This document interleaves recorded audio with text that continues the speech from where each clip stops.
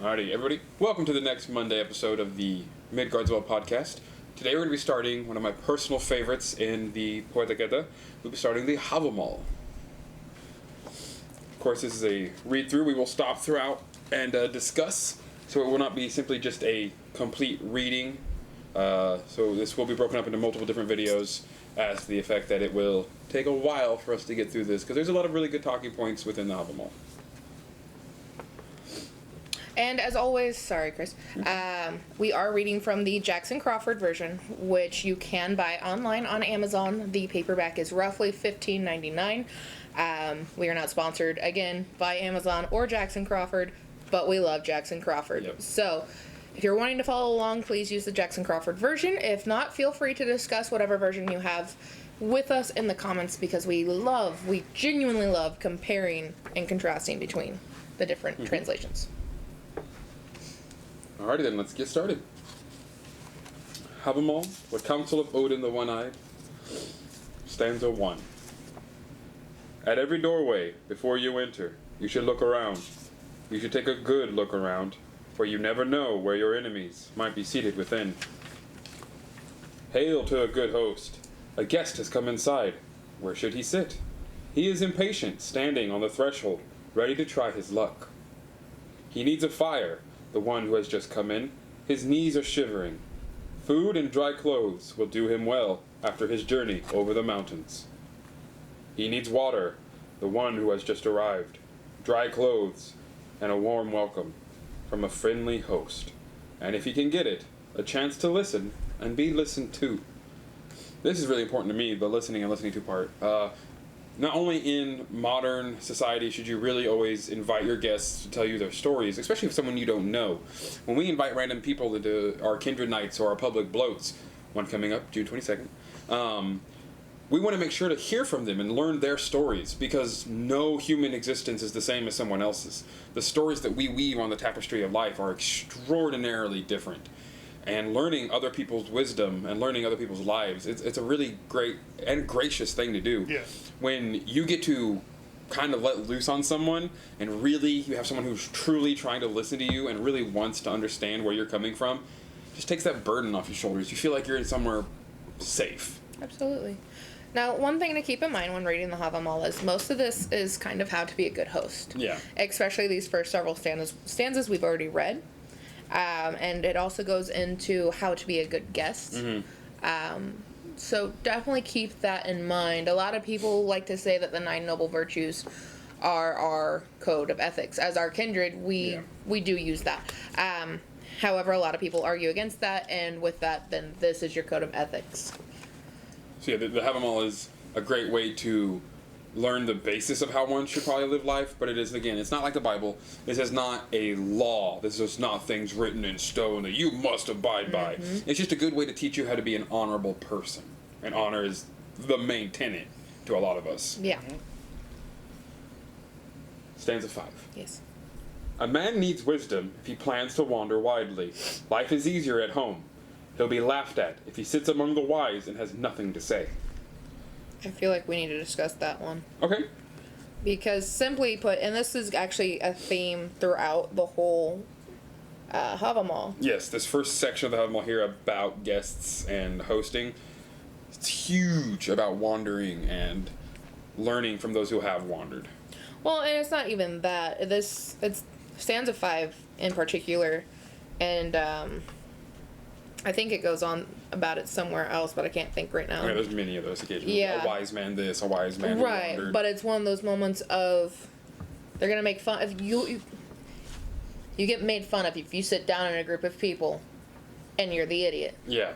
So being wise of all things is how you maintain at least your dignity. Right, and this is the first stanza that introduces the wise man and the fool, and starts separating, this is how you be a fool, this is how you be wise. Yep. Which I find, this is actually pretty interesting when he says, if he sits among the wise and has nothing to say. A little farther into the Havamal about speaking and how the wise man usually keeps quiet when he knows things. I'm not. Well, I think this is nothing of substance to say, so it's just talking. Yeah. Okay. Okay, then. So, stanza 6. A wise man is not showy about his wisdom. He guards it carefully. He is silent when he comes to a stranger's home. The wise man seldom wanders into harm, for you can never have a more faithful friend than a good supply of wisdom.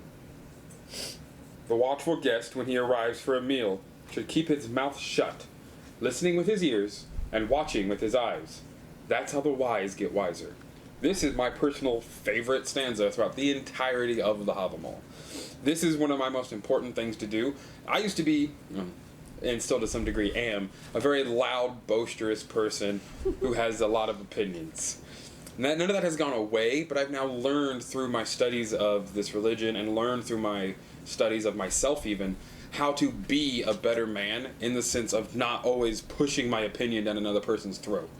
If I go to a room full of people who think they're super intelligent with all the historical knowledge I have and all the books I've read, and I just don't talk and I listen and I don't try to correct anyone and just hear what they have to say, it's a really good way to tell who actually is talking out of their ass and doesn't know anything. It's actually kind of a game we play now. Yeah. It's a very easy way to learn the true intentions of someone else is to just let them ramble. Mm-hmm. Eventually they'll either put their foot in their mouth or they'll say something you like. Stanza 8. A man is happy if he finds praise and friendship within himself. You can never be sure of where you stand in someone else's heart. Self-love. Right. That's all that needs to be said. A man is happy if he finds good advice within himself. Many men have received bad advice by trusting someone else. A traveler cannot bring a better burden on the road than plenty of wisdom. It will prove better than money in an unfamiliar place. Wisdom is the comfort of the poor. I think that last line especially kind of leads to the fact that if you're wise enough, you can make money anywhere you go. Oh, yeah. But if you just have money and can't do anything with it, eventually it will run out. Stanza 11. A traveler cannot bring a better burden on the road than plenty of wisdom, and he can bring no worse a burden than too much alcohol. This one's important to me because it kind of sets that really terrible stereotype back where Vikings were all just drunkards who drank and raped and pillaged. The Havamal and the Vluspa are the two oldest poems in the entire Edda. They were actually recorded back in the 600s and some believe even maybe later. They've been found on rocks, stanzas put on gravestones. They knew not to drink more than they need. Yeah, you can have a party, you can get a little wild. But here in a few extra throughout the rest of these stanzas, you'll realize why they didn't want to drink to the point of blacking out or being a fool. And then I will stop after 13, so whoever wants to take over at 14. Good. There is not as much good as men claim there is in alcohol for one's well-being. A man knows less as he drinks more, and loses more and more of his wisdom. It's as if a memory-stealing bird flies overhead while you drink, and steals away your mind. I myself have been trapped in that bird's feathers when I drank at Gunnloth's home. And for those who do not know, Gunnloth is the name of the giantess who Odin slept with in order to get to the meat of poetry. Good times. I was drunk. I was too drunk at Fjalar's house. The best kind of feast is the one you go home from with all your wits about you. A nobleman should be silent, thoughtful, and bold in battle, but every man should also be cheerful and happy till the inevitable day of death. An unwise man thinks he'll live forever, if only he can avoid a fight, but old age will give him no peace, even if weapons do. Take chances. Make mistakes. Right. What's the rest of the Magic School Bus thing? Take chances. Make mistakes. Get messy. Get messy. I didn't hear you earlier. I'm sorry. Our peanut gallery is well informed. Yes. But seriously, this is one of those things that even if you take the cowardly way out and you just avoid a fight and everything, it's still going to catch up to you. And you're going to have a lot more regrets than if you actually stood up for what you believe or stood up for yourself. Right, because the day you die is written down in fate regardless. Yes. You are going to die. You can live in a house made of mattresses with rubber bands and everything is squishy and soft. And one day you're going to get smothered to death. Mm-hmm. Yep. A foolish man misuses his mouth. He talks too much or says nothing. As soon as he gets a drink, he'll say anything he knows. Everyone knows one of these guys. Yes. Or at least one of these guys. Yes, Brian is our guy. Liquor looses tongues. Yes, it does. Only a man who is wide-traveled and has wandered far can know something about how other men think. Such a man is wise. Don't hold on to the meat horn, but drink your fair share. Say something useful or stay quiet. And no one will judge you poorly if you go to sleep early, except this kindred. Aww. Naps are approved, but be a part of the party. Hey, right. I'm here. But seriously, I like if you're an that. adult, you should be able to go to bed early and take care of yourself because you're a damn adult. Mm-hmm. And no one's going to judge you. Realistically, if little Acorn left right now is like, I have to work in the morning, they'd be like, oh man, we miss you. Okay, bye. Yep. Yeah, we get you. And then I'll give her shit the entire way home. And then he gets over it and they move on. Yep. All right. Stanza 20. I hate you guys. We love you too, boo-boo. A gluttonous man, unless he watches himself, will eat to his own detriment. Wise men will often ridicule a fool on account of his belly. Even cows know when they should go home and leave behind the fields, but an unwise man does not know the measure of his own appetite. And this has nothing to do with being an overweight person or larger. It was still seen as a thing of wealth to be Yeah. able to feed yourself to that point. Yeah. It's about gluttony. Yeah. Like actually like force feeding yourself to the point where you have to go throw up. Like the Greeks. Exactly, like the Greeks and the Romans. I was literally about to say that. We're not a bunch of fucking toga wearing Romans. We don't have a puke bucket in the corner of the room so we can come back and indulge ourselves. During this 18-course meal that we're having for no reason before right. the orgy. Exactly. Oh god, I've been such terrible farts. Right? But this is one of the most popular stanzas in the entire Havamal, which is stanza 21.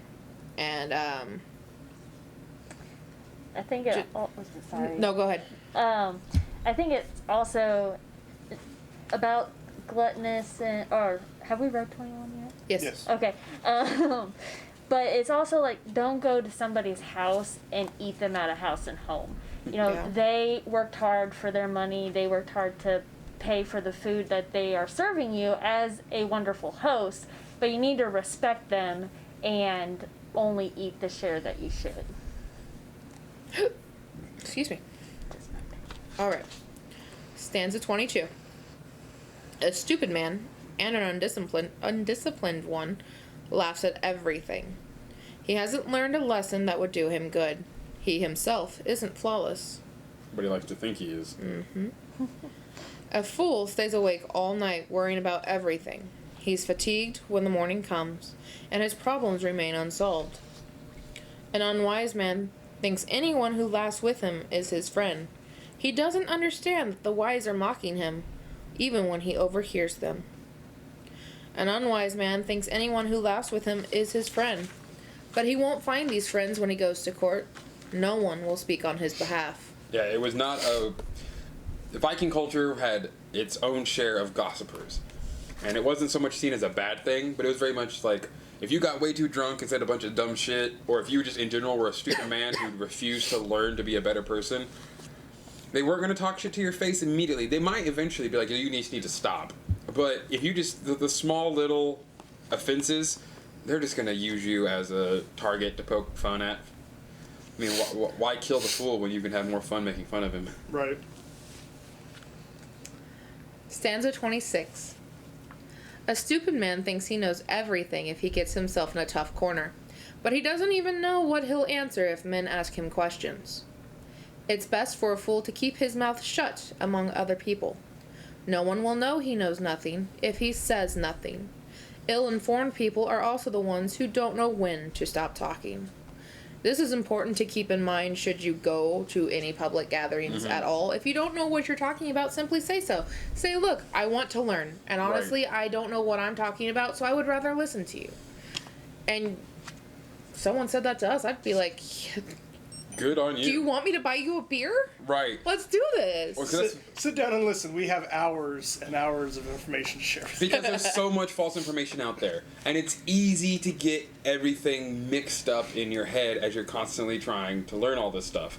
So just make sure that when you are researching this on your own, have sources and constantly talk to other people in the subject matter. This is a hard, very almost impossible thing to do on your own.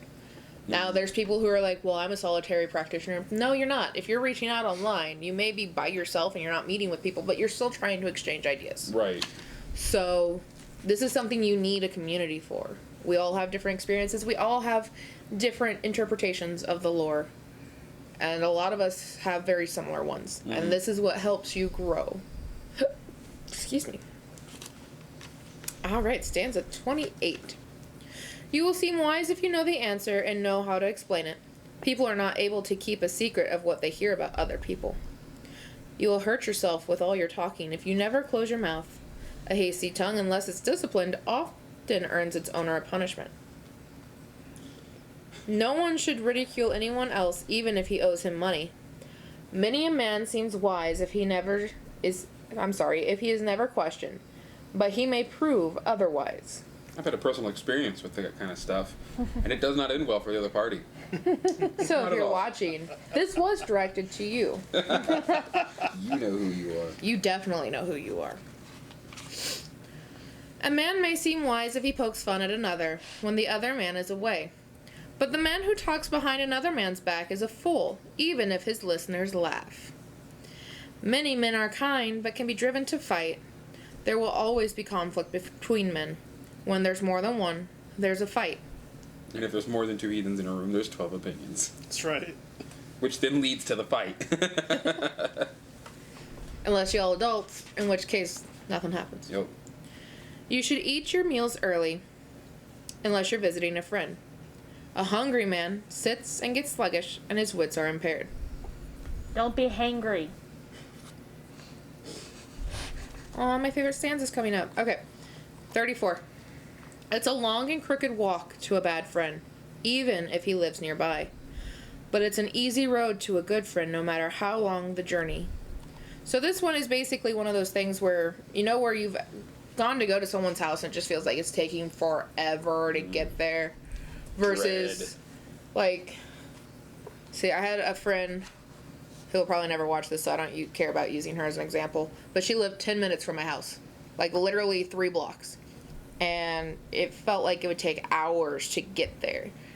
Feels like it takes 15, 20 minutes to get to these guys, unless I'm rushing, in which case I feel like it's like an hour, and I'm just panicking because I feel like I should be there already, but...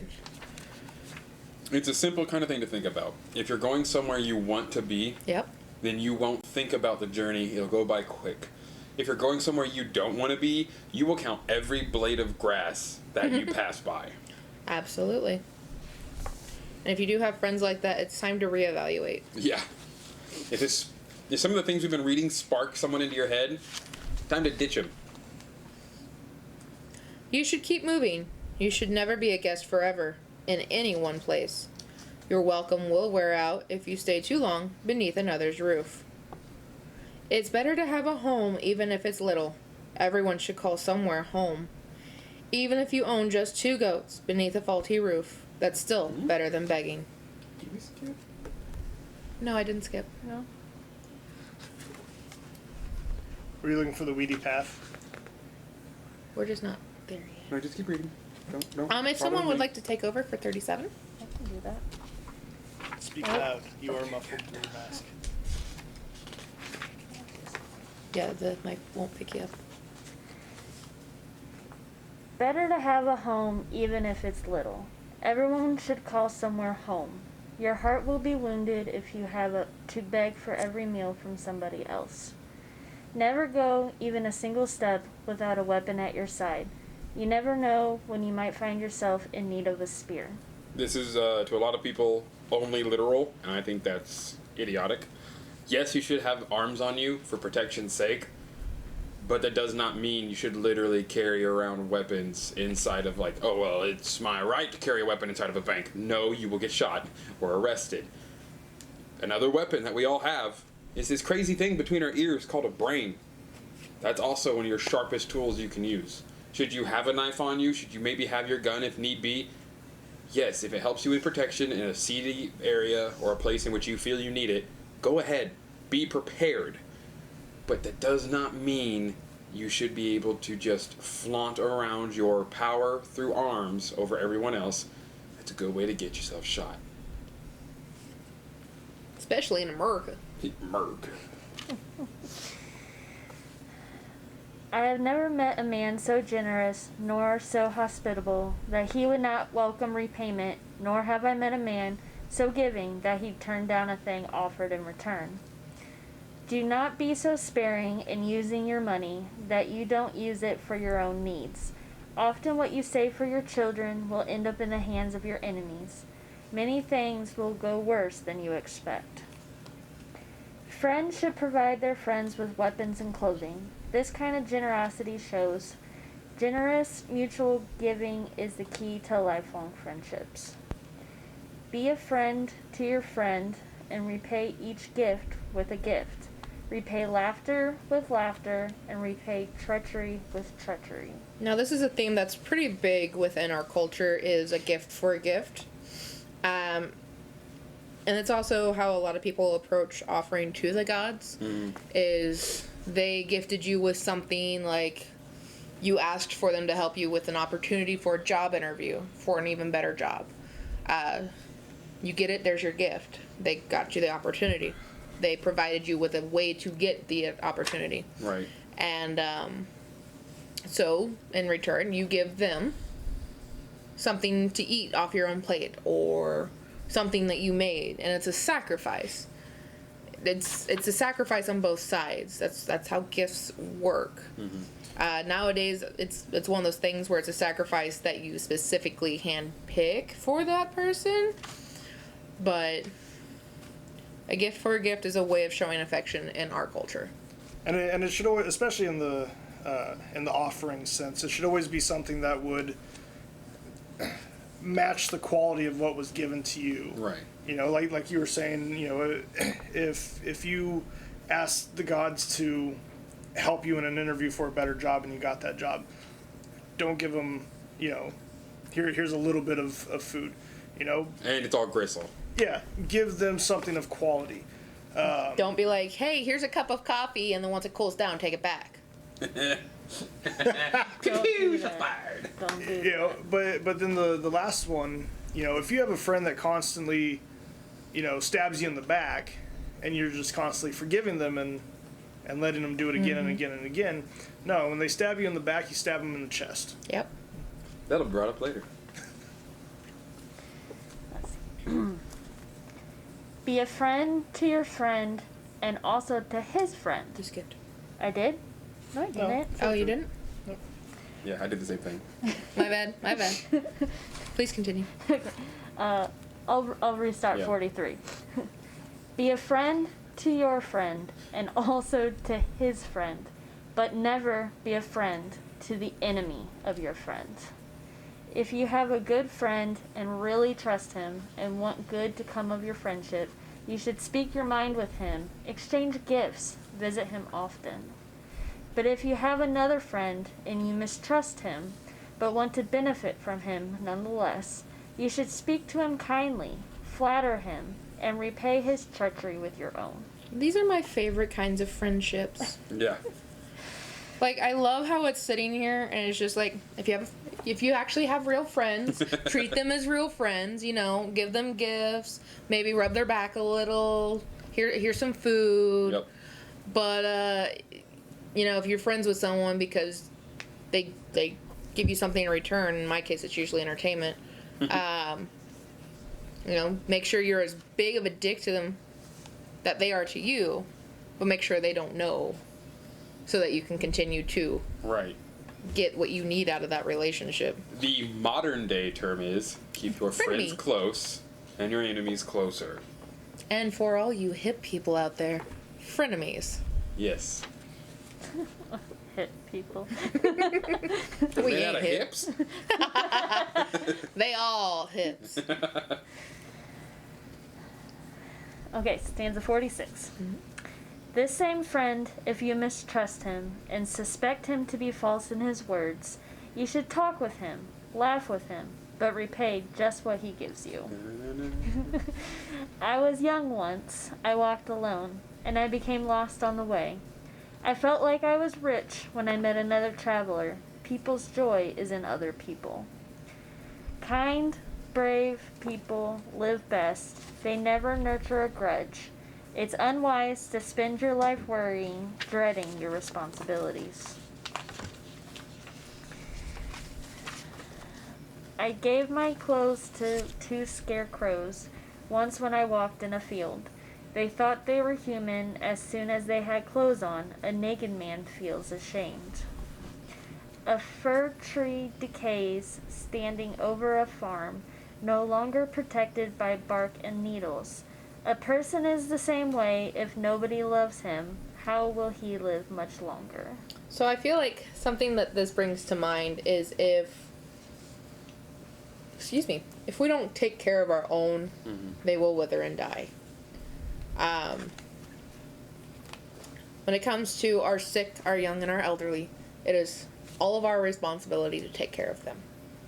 To make sure they're clothed, to make sure they are okay, to make sure that they are still succeeding and thriving, unless their existence, negatively impacts the community. However, that being said, that was only something that was of the Viking age, where they would have the elderly men or women too, I think, jump off the cliffs. Edlerstup. Yeah. That was a real thing. A lot of Sweden, the elderly would kill themselves. Or there's actually another one of a video I recently watched, another Crawford video, go check it out, speaks about how the term Valhall could have actually originated from the term of offering rock or the other's stone, something of that sort. There's a saga of a man who takes his elderly to this one specific rock to sacrifice them to Odin, so they will definitely get to go to Valhall and not burden the family with their age and sickness. But it's 2019, don't kill your grandma. We have food and ways to make sure she's okay. And if you're gonna stick her in an old folks home, make sure it's one they don't beat the patients at. Or steal from. Maybe don't stick her in an old folks home. I'm just saying. If she wiped your ass, you can wipe hers. Exactly. That's right. 51. The friendship among false friends burns warmly for 5 days, but then it's extinguished by the 6th day, and the friendship is over. You should not give only big gifts. Often a little thing will win you favor. I have won friends with just half a loaf of bread and a bowl of soup. Where the beaches are small, it's a small sea that washes them. And so it is with little minds. Not everyone is equally wise, but the average is moderately wise. You should be only a little wise, never too wise. The happiest people throughout their lives are the moderately wise. It's a good place to stop. We'll continue on this. That last one, though, it's a really good way to kind of end things. Yeah, you should be only a little wise. If you know everything, you don't know shit. No one can know everything. All right. As we always say, thank you for watching. Go for it. Hit that like button, smash the bell, get notified anytime we post a new video. They come out every Monday. Comment. 5:45. Comment. Give us your ideas. We want to hear from you. These videos, it's our way of reaching out to you. We want you to reach back. A lot of heady stuff in this to read through, so please let us know. Well then, we'll get ready for episode 2. See you guys on soon. the flip side. Yeah. Later. And as always, Thank you for drinking from the well.